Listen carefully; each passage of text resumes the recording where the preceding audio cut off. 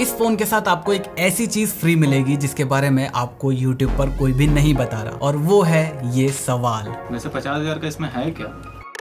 मुझे तो कहीं से लग रहा है 50,000 का। खासियत क्या है इसकी, देखो एक बार। भाई इसमें 50,000 का है क्या?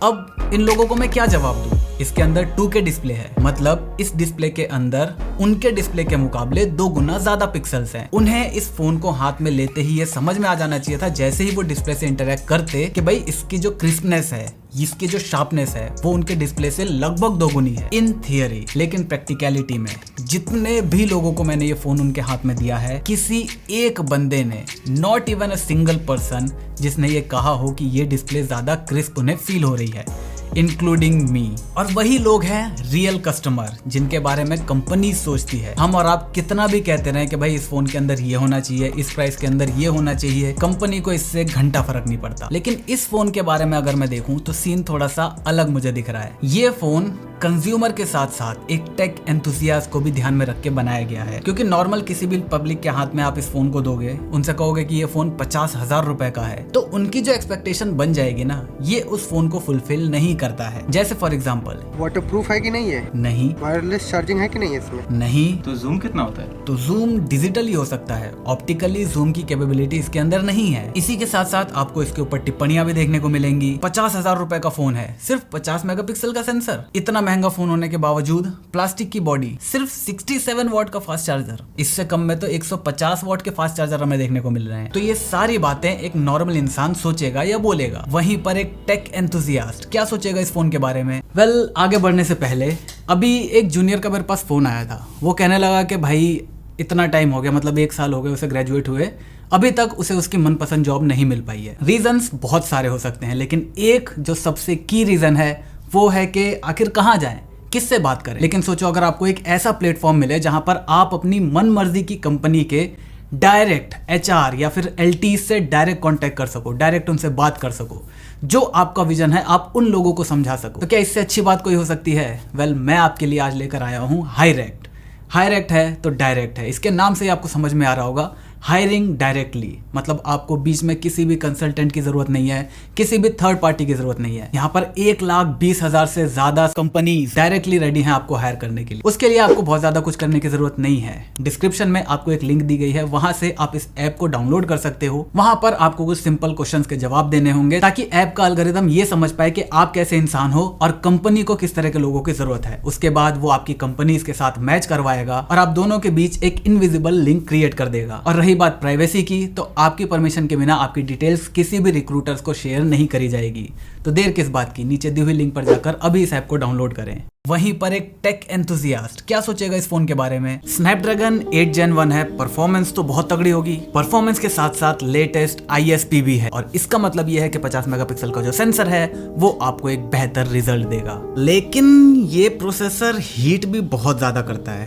कूलिंग चेंबर है? हाँ है, नॉर्मल से काफी ज्यादा बड़ा है। मल्टीपल एंटीना बैंड्स हैं, चाहे आप गेम खेल रहे हो, चाहे आप ऑनलाइन कंटेंट को कंज्यूम कर रहे हो, आप अगर इन एंटीना बैंड्स को अपने हाथों से कवर कर भी देते हो, तब भी यहाँ पर आपको एक्स्ट्रा एंटीना बैंड्स दिए गए हैं जो आपकी नेटवर्क कनेक्टिविटी को काफी स्टेबल करके रखेंगे। इससे ना तो आपके कंटेंट कंजम्पशन में कोई दिक्कत आएगी, और साथ ही साथ गेमिंग में जो लेटेंसी है वो कम से कम रहेगी। इसी के साथ साथ प्रैक्टिकलिटी की अगर मैं बात करूं, तो यहाँ पर चाहे आप फिंगरप्रिंट सेंसर की पोजीशन ले लो, चाहे आप वॉल्यूम बटन की पोजीशन को ले लो, या फिर आप पावर बटन को ले लो, इनकी जो पोजीशनिंग है वो ऑलमोस्ट परफेक्ट जगह पर है। और ये ऐसी चीज है जिस पर लोग ध्यान नहीं देते, ये स्पेक शीट में नहीं बताई जा सकती, लेकिन वहीं पर टेक एंथुसियास्ट लोगों के लिए ये एक काफी अच्छी बात हो जाती है। तो कहीं ना कहीं मैं देखूं इस फोन को, ओवरऑल कॉम्बिनेशन को देखूं, तो ये एक टेक एंथुसियास्ट लोग को ध्यान में रख के बनाया गया है, और एक कंज्यूमर ग्रेड जैसा दिखने वाला फोन, स्पेक्स सारी टेक एंथुसियास्ट वाली, प्राइस उनसे काफी ज्यादा कम। इससे आपको किसी दूसरी कंपनी की याद आ रही है?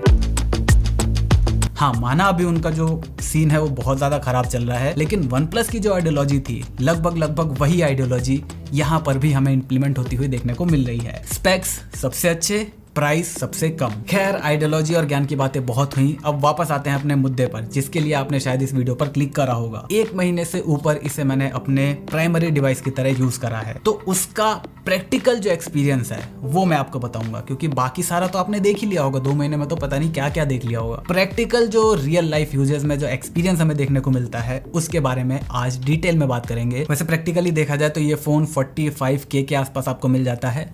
50K इसका रिटेल प्राइस है, इसी वजह से हम इसे 50K का ही मानकर चलेंगे थ्रू आउट द वीडियो। इतने दिनों तक इस फोन को प्राइमरी तरीके से यूज करने पर एक चीज क्लियर हो गई कि अगर आप अपने फोन को विदाउट केस यूज करना चाहते हो तो plastic bags are much easier, much safer to use. ये फोन छोटे मोटे ड्रॉप्स को हैंडल कर चुका है। दिल की धड़कन जो है ना वो उतनी नहीं बढ़ती जितनी अगर मैं इस फोन को ड्रॉप करूंगा या फिर अपने आईफोन को ड्रॉप करूंगा तब बढ़ जाएगी। इसी के साथ मैं इसे विदाउट केस यूज कर रहा हूं। मैंने अपने जेब के अंदर फोन को रख रखा है। अब मैं उसी जेब के अंदर अगर कोई भी सामान रखना चाहूँ तो मुझे सोचने की जरूरत नहीं है। भले ही गाड़ी की चाबी हो, बाइक की चाबी हो, कुछ भी हो। यहाँ पर अगर आगे की तरफ से वो ऑब्जेक्ट अगर इस पे टकराएगा तो यहाँ पर टेम्पर ग्लास लगा हुआ है। पीछे की तरफ से अगर वो टकराएगा तो ये प्लास्टिक है, यहाँ पर भी कोई दिक्कत नहीं आएगी। तो फिर क्या ये ग्लास बैग को रिप्लेस कर सकता है? क्या इसकी प्रीमियमनेस अब भी उतनी ही है? डेफिनेटली नहीं। अगर मैं इस फोन को किसी को भी हाथ में दूंगा तो वो बिलीव नहीं कर पाएगा कि ये 50,000 रुपए का फोन है। क्यों? क्योंकि जो प्रीमियमनेस ग्लास से हमें देखने को मिलती है वो यहाँ पर डेफिनेटली नहीं मिलने वाली। लेकिन फिर आप इसके प्राइस को, इसके स्पेक्स को एज अ होल पैकेज की तरह देखने की कोशिश करोगे तो इतनी कटौती तो देखो आपको करनी ही पड़ेगी। डिजाइन की अगर मैं बात करूं तो प्रैक्टिकलिटी के बारे में अगर मैं बात करूं तो मैंने एक चीज तो बता दी, volume rocker, power button, fingerprint sensor, इनकी जो पोजीशनिंग है एक्सीलेंट जगह पर है। नंबर 2,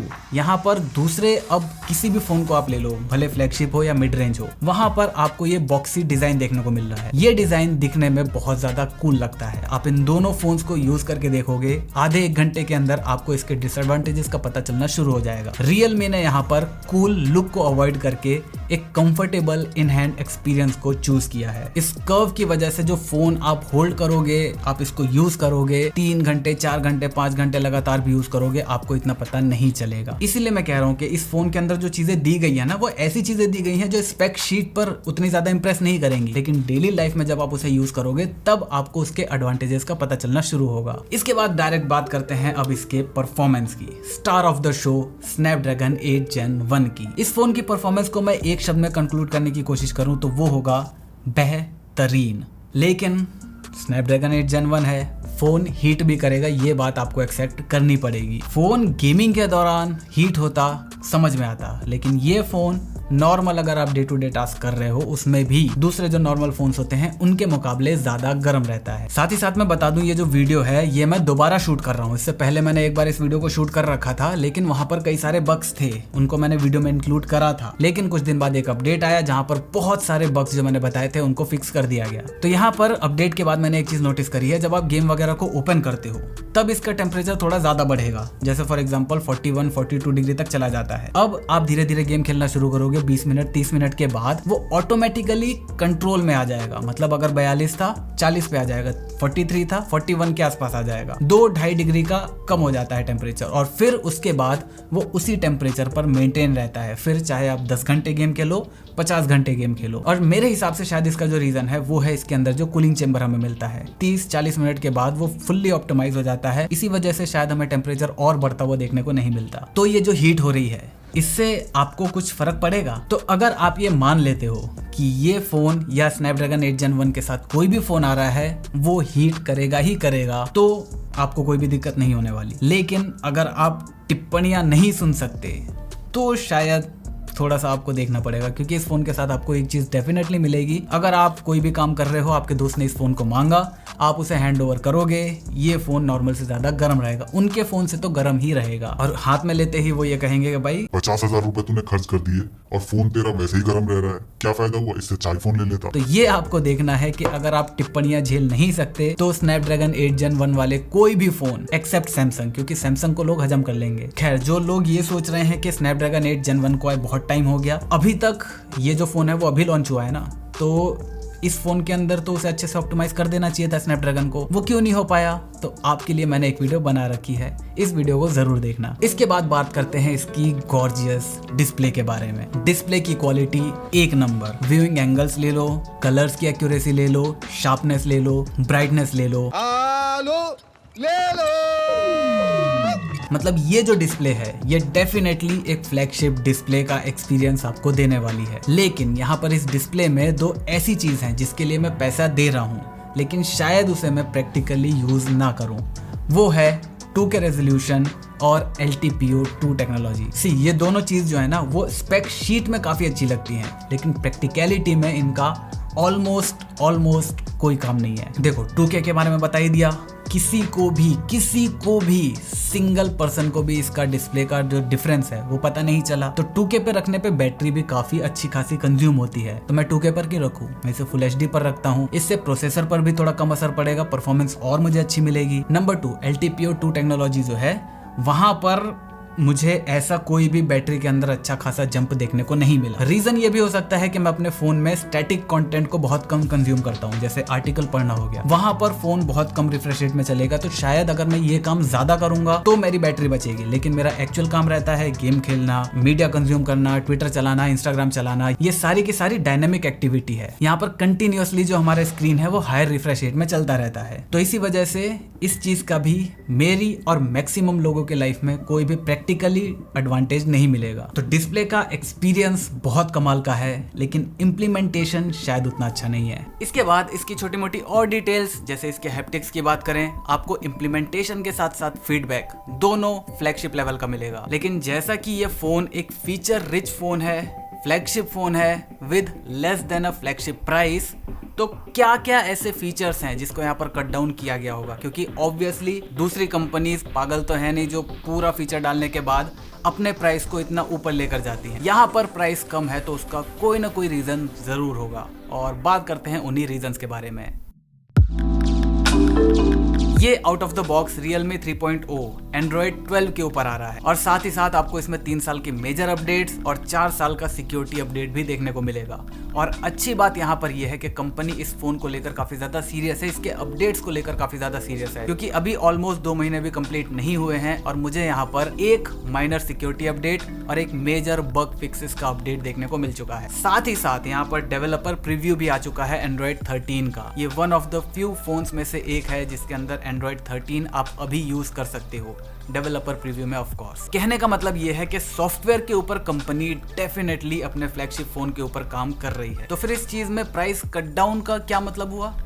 तो मैं अगर बात करूं इस फोन की, ये फ्लैगशिप फोन है इनका, इसके अंदर, और ये है Realme GT सीरीज का ही फोन है, लेकिन यहाँ पर और इसके अंदर आपको कोई भी डिफरेंस देखने को नहीं मिलता सॉफ्टवेयर के अंदर। जैसे फॉर एग्जांपल अभी बग्स इसमें काफी ज्यादा हैं आफ्टर द अपडेट ऑल्सो। जैसे यूट्यूब पर वीडियोस आप चलाते हो, मान लो किसी की कॉल वगैरह आ जाती है, कॉल आप अटेंड करते हो, कॉल कट करके वापस से जब आप यूट्यूब प्लेयर पे जाओगे, वीडियो को रिज्यूम करोगे तो वीडियो अटक अटक कैसे चलने लगेगी। अब हाँ, ये चीज पहले से काफी ज्यादा कम हो गई है, लेकिन एक बार अभी भी हुआ है। इसके बाद फिंगरप्रिंट सेंसर की बात करूं तो वहां पर भी मुझे सॉफ्टवेयर रिलेटेड थोड़ी दिक्कत लग रही है कि वो इतना ज्यादा फास्ट नहीं है, क्योंकि मुझे पता है हार्डवेयर यहाँ पर ऑलमोस्ट फ्लैगशिप वाला यूज करा गया होगा, सॉफ्टवेयर की इंप्लीमेंटेशन की वजह से थोड़ा सा स्लो फील होता है। नंबर 2, कोई भी इंसान अपने एक ही फिंगरप्रिंट को नहीं रखता। मैंने इस अंगूठे को और इस अंगूठे को दोनों को लगा रखा है। अब मैं जनरली इससे ही अपने फोन को अनलॉक करता हूँ, काफी आसानी से हो जाता है, कोई दिक्कत की बात नहीं है। लेकिन कभी कभार मेरा ये हाथ बिजी है, अब मैं इस अंगूठे से अपने फोन को अनलॉक करना चाहता हूँ, तो वहां पर ये काफी ज्यादा टाइम लेता है, नॉर्मल से बहुत ज्यादा। इसी के साथ साथ प्ले स्टोर में भी दिक्कत चल रही है। आप shopping apps like Myntra, Ajio वगैरह डाउनलोड कर रहे हो, बीच में अटक जाता है या डाउनलोडिंग शुरू ही नहीं होती। इवन एसफॉल्ट 9 गेम को हम डाउनलोड कर रहे थे, वो भी 70-80% पे जाके अटक जा रहा था, उसके आगे डाउनलोड हो ही नहीं रहा था। कहीं ना कहीं पर्सनली मुझे ये लगता है कि Realme अगर यहाँ पर स्पेशली इस फोन के ऊपर थोड़ा सा और ध्यान देता, स्पेशली इस फोन के लिए सॉफ्टवेयर को और थोड़ा सा ट्यून करता,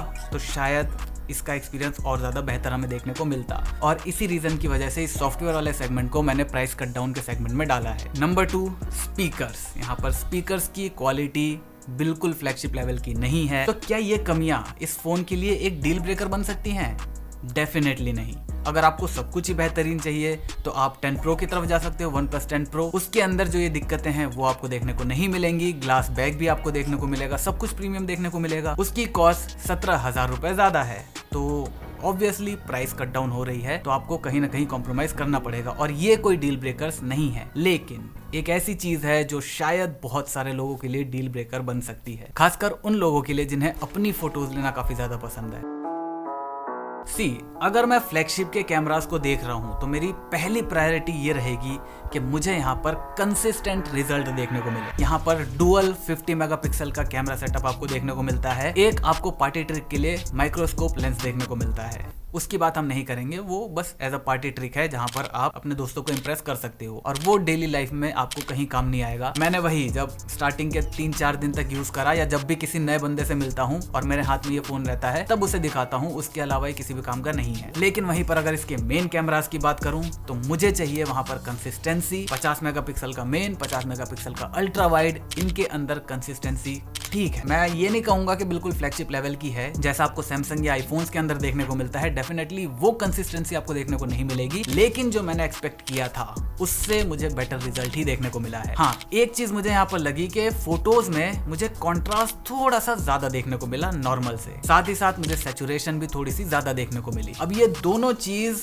मुझे लगता है कि इतनी ज्यादा नहीं होनी चाहिए, ओवर नहीं होना चाहिए था, क्योंकि देखो अगर हम कोई भी कॉन्ट्रास्टी फोटो ले लें उससे हम कॉन्ट्रास्ट को कम नहीं कर सकते। अगर हमें एक नेचुरल फोटो मिल रही है उसमें हम कॉन्ट्रास्ट को बढ़ा सकते हैं, अगर हम उसे कम करने की कोशिश करेंगे तो हमारी नॉइज बढ़ जाएगी। इसके बाद अगर मैं सैचुरेशन की बात करूं तो वहां पर भी अगर मैं सैचुरेशन को कम करूंगा तो क्वालिटी में हमें थोड़ा सा रिडक्शन देखने को मिलेगा। वहीं पर अगर मुझे नेचुरल फोटो मिलेगी और उसके अंदर मैं सैचुरेशन ऐड करूंगा तो उतना लॉस नहीं होगा। तो क्या ये चीज डील ब्रेकर है? डेफिनेटली नहीं, इसको भी आसानी से ओवरकम करा जा सकता है। मोस्टली केसेस में फोटोज आपको बहुत बेहतरीन मिलेगी, स्पेशली डे लाइट के अंदर तो मिलेगी। लो लाइट की फोटोग्राफी भी इसकी काफी ज्यादा कमाल की है, मतलब सरप्राइजिंग है, जितना सोचा था उससे बेटर। डील ब्रेकर है यहाँ पर लैक ऑफ टेलीफोटो लेंस। सी, अगर आपको अपनी फोटोज लेनी है तो जनरली आज का जो ट्रेंड है, एक DSLR लुक आपको चाहिए, पोर्ट्रेट मोड के अंदर आपको पीछे ब्लर अच्छा चाहिए। अगर आपको ब्लर अच्छा चाहिए तो चाहे वो नेचुरल आए चाहे वो सॉफ्टवेयर के थ्रू आए,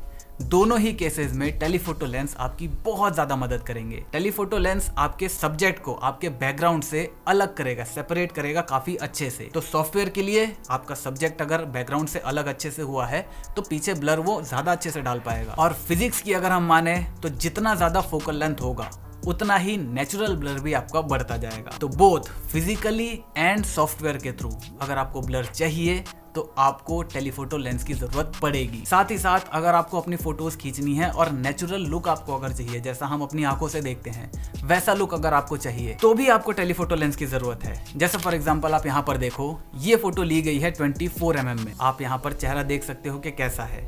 सेम उतना ही फ्रेम लेकर मैंने एक 77 mm के साथ फोटो ली है। आप डिफरेंस देख सकते हो एक ही इंसान का, दोनों ही फोटोज में चेहरे में कितना ज्यादा डिफरेंस है। सिमिलरली आप यहाँ पर देख सकते हो कि कैसे फोकल लेंथ के चेंज होने से हमारा जो फेस है उसका स्ट्रक्चर चेंज होता जा रहा है। तो यही वो रीजन है, यही वो डील ब्रेकर रीजन है जो मैं आपको मना करूंगा इस फोन को लेने से। तो 1.5 महीने के दौरान ऑब्वियसली बहुत बार ऐसा हुआ कि हम लोग किसी पार्टी में गए थे या कहीं भी गए थे, वहां पर फोटो लेनी थी, मुझे अपनी लेनी थी, अपने दोस्त की लेनी थी। हर केस में मुझे अपने दोस्त का आईफोन ही लेना पड़ा। क्यों? Lack of telephoto lens. बाकी ओवरऑल अगर मैं परफॉर्मेंस की बात करूं इसके कैमरा की, तो जितना मैंने सोचा था उससे बेटर ही है, और जितना शायद आप सोच रहे हो ना उससे भी आपको बेटर ही देखने को मिलेगा। बाकी सेल्फीज वगैरह भी इसमें ठीक ठाक आ जाती हैं। और भी अगर आपको कैमरा या वीडियोग्राफी के बारे में जानना है तो आप किसी की भी कैमरा डेडिकेटेड वीडियो इस फोन के बारे में देख सकते हो। अगर इसके अंदर इस 2K डिस्प्ले को हटाकर टेलीफोटो लेंस दे दिया जाता ना, तो मैं डेफिनेटली ये चीज कह सकता था कि ये 50,000 रुपए के अंदर दी बेस्ट फोन हो सकता है जो आप ले सकते हो। तो बस ये था एक प्रैक्टिकल एक्सपीरियंस जो मैंने इस फोन के साथ फील करा। अगर आपको लेना है 45K के अंदर मोस्ट ऑफ द टाइम आपको देखने को मिलता है रिटेल स्टोर में, आप इसे डेफिनेटली कंसीडर कर सकते हो। अगर आपको कैमरा का उतना ज्यादा काम नहीं है और एक फ्लैगशिप फोन आपको एक्सपीरियंस करना है without paying that extra premium price. तो बस मुझे उम्मीद है आपको सारी चीजें समझ में आ गई होंगी। और हाँ, जाने से पहले नीचे दी हुई लिंक पर क्लिक जरूर करना और हाईरेक्ट को एक बार चेकआउट जरूर करना।